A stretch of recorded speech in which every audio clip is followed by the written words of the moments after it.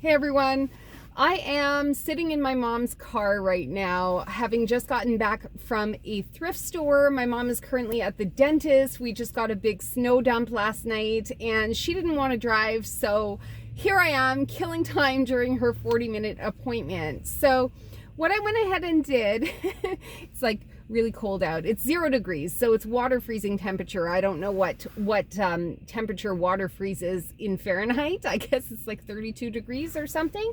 But yeah, so it's cold out, but I'm sitting in a moderately warm car, and I just wanted to show you guys the little book haul that I got. I went to a Goodwill, or our equivalent of a Goodwill, which is a Friperie Renaissance, where I was able to pick up 4 books that I wanted to share with you guys now, since I can record now. I have all this time to kill, and I want to tell you why I picked them up as well. So in no particular order, I've got my very first, should I put it here? I'll put it here.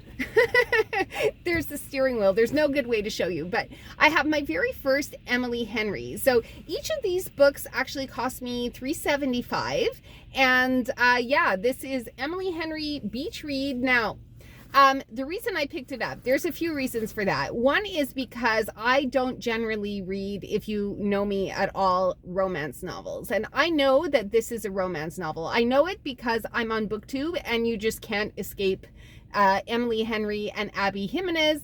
And I probably would have picked up an Abby Jimenez had I seen it, but I guess it's just because I want to try reading romance, and I hear that these two authors are like good places to start because apparently they are very strong writers, and maybe I'm going to enjoy that. So I did pick up this Emily Henry. I also follow there's another YouTuber whose name escapes me now, whose name I'll put across the screen, that also is a big Emily Henry fan and a romance fan. And since I think it's called Bookish Dad Reads, if I'm not mistaken. I think so. And I just love his channel so much. So if you don't know who he is, he's based out of the UK and he's fantastic. He's dealing with some mental illness issues, and reading has been an escape and also a treatment for his mental health issues, and he talks about that pretty openly on his channel. So if that's something you might be interested in, please go ahead and check that out. But it is based upon his recommendations that I have decided to sort of delve into the romance, because I figure if a bookish dad is liking romance, there's probably a good chance that I might be prejudging the genre without really giving it a fair try. So I have picked up Beach Read. I don't know if this is part of a series or if you have to read it in order. I'll look that up, I guess, when I get home. But I'm pretty sure that being a romance novel, you probably don't need to read the ones before it in order to understand what's going on in the story. Although I could be completely wrong about that, but I'm going to give it a try based on Bookish Dad Reads recommendation. And I just really hope I'm going to like it. It's going to be my first adult romance, because I think I have a couple that are like YA directed, which I'm putting off reading, if I'm honest, but this will be my first adult one. So I'm just hoping it'll be the right introduction into the genre, because I have said over many, many years, longer than I've been on YouTube really, that I don't like romance, but maybe that's not true. So I'm going to try this one because Emily Henry apparently very popular, and maybe I'm going to like it. So a little while ago, you guys will have probably seen that I did a video on 15 fantasy authors that I have never read. And it just so happened that Joe Abercrombie was one of the 15 fantasy authors that was on that list. And when I went to the thrift store today, I found Half a King.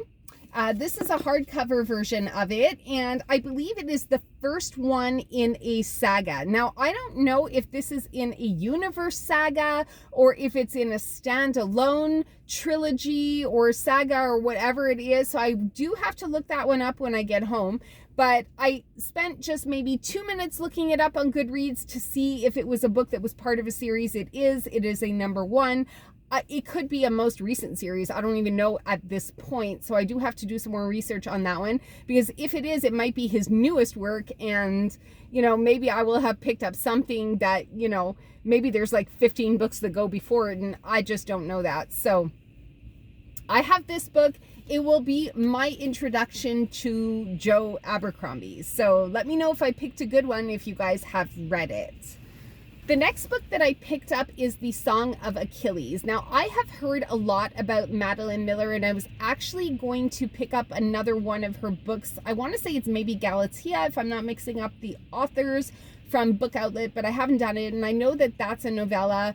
I just don't know if at the time that I'm recording I'm making a huge fool out of myself or not, because I think that it's the same author, but I could be totally wrong. But in any case, this book has been making the rounds for quite some time now, and I just figure I might as well jump on the bandwagon. Everybody's been talking about it, Song of Achilles, and I feel like now it's come the time. If it was there at $3.75 when I went to the thrift store to pick it up, and actually it wasn't even on the shelves. The guy who is usually there recognizes me because I keep going into the thrift store, and whenever I make a donation of either books or other household items, I always go and take a quick browse at the shelf to see what books have come in since the last time I've been in there, because it's only like one shelf or one like wall display, and then they have some books kind of like against the window, because it's really just a Goodwill or Fripp kind of drop-off center, so that they just have like that one bookshelf. And this book was actually not on the shelf, and he had about 4 or 5 books that he was just about to put on the shelf, and then he offered them to me, and this was one of them. So I was like, oh, that's a title that I recognize. Yeah, let's take it. That's something that I could definitely see myself reading. So I picked it up, and here it is. And then the last one that I have here is the Vanishing Half. Now, this one, I have no idea what this is about. I only know that I've seen the title and or seen the cover on Goodreads and BookTube, and I didn't even take a moment to read the inside flap. I really just bought this book based on the fact that I've seen it around, which, if that tells you where we've come to in this world in terms of being influenced by other people's recommendations and other people's purchases, I am a really quick sell. I am a really easy sell. But again, at $3.75, I think the cover price for this one, so like the cover price is 36 Canadian dollars or 27 US dollars. That's what it says on the inside flap here. So for $3.75 for a hardcover book, I think that's a fantastic price. I don't know if I'm going to like it. And like I said, I have no idea what it's about, because why would I have looked that up before starting to record this video? Have you met me? Like, why would I have done that? So let me just look it up now. Okay, so like, I don't know if you guys know what this is about, so I'll just read it to you. But basically it says the Vignes, I don't know, it's French. I'm going to read it as Vines. The Vine sisters will always be identical, but after growing up together in a small southern Black community and running away at age 16, it's not just the shape of their daily lives that's different as adults. It's everything, including their racial identities. Many years later, one sister lives with her Black daughter in the same southern town she once tried to escape. Across the country, the other secretly passes for white, and her white husband knows nothing of her past. Still, although separated by so many miles and just as many lies, the fates of the twins remain intertwined. What will happen when their own daughter's storylines intersect? Weaving together multiple strands and generations from the Deep South to California, from the 1950s to the 1990s, The Vanishing Half is at once a riveting emotional family story and a brilliant exploration of race, gender, and identity, and the lasting influence of the past as it shapes a person's desires and expectations. So, unfamiliar. I've never read this author before, and I think it sounds good. Literary fiction. Not a big reader of literary fiction. My genre of choice has always been fantasy and then closely sci-fi. And I think that the reason I don't like literary fiction is because I'm not guaranteed to have a happy ending, and that kind of freaks me out.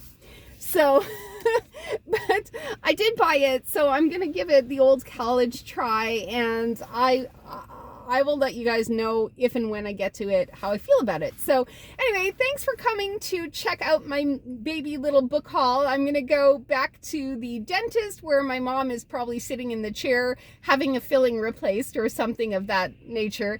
and I'll probably like sit and wait for her outside in the car. I have a couple of options that I can do. I'm listening to All the Colors of the Dark on Audible, so I may pick that up because I'm really liking that story so far. And the other option that I have is I travel always with my Kindle. So do you guys remember these like old composition books? So that's the cover of my Kindle. I don't know if I ever showed you guys this, but that's the cover of my Kindle. And I have some, I don't know why, but like the Elemental Thief is here. Oh yeah, I never talked to you guys about that. Here I am thinking I'm gonna do an outro. No, fake, I'm not doing an outro. I'm actually gonna talk to you about something else right now, but like I keep my Kindle on me, and I was actually in the middle of reading The Medicine Woman of Galveston, which is taking me some time, I know, but I'm slowly making my way through it. But what I wanted to tell you is squirrel, my over Black Friday weekend, I was able to download and or purchase over 30 books for free on the Kindle. The Kindle copies were going for $0.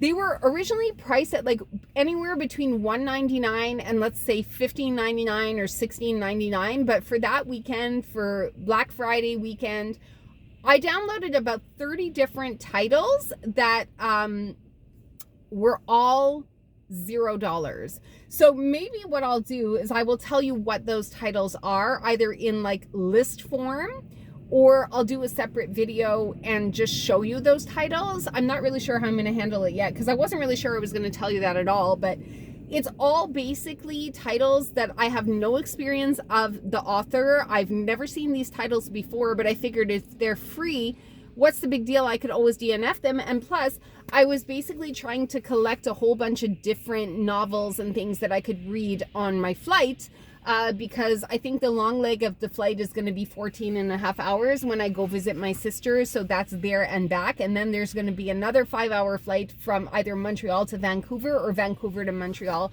So there's going to be a lot of flying in my very near future. And for that, I really wanted to have a good selection of different moods, you know, like, or different books, I should say, to reflect my different moods, depending on how it's going to be. So yeah, that's basically the story. So I think what I'll do is I'll probably just like go home later today or something and try and script together a video for you guys to tell you which are the books that I ended up getting for free on Kindle. So I think that should be a really fun video for you guys. And did you guys know that you could get books for free on Kindle that are not part of Prime Reading? The catalog and selection is so much better. But I think that what happened was I ended up with a lot of YA. So that's something we're going to have to revisit at a later time. But for now, we're going to do a real outro. And I want to thank you guys so much for coming to hang out with me today. I always appreciate when you guys like the video, leave comments down below. And if you like the content that you're receiving, please remember to subscribe to the channel. And yeah, now the outro gets awkward. All right. I love you guys so much. Thanks so much for being here. See you in the next one. Ciao for now.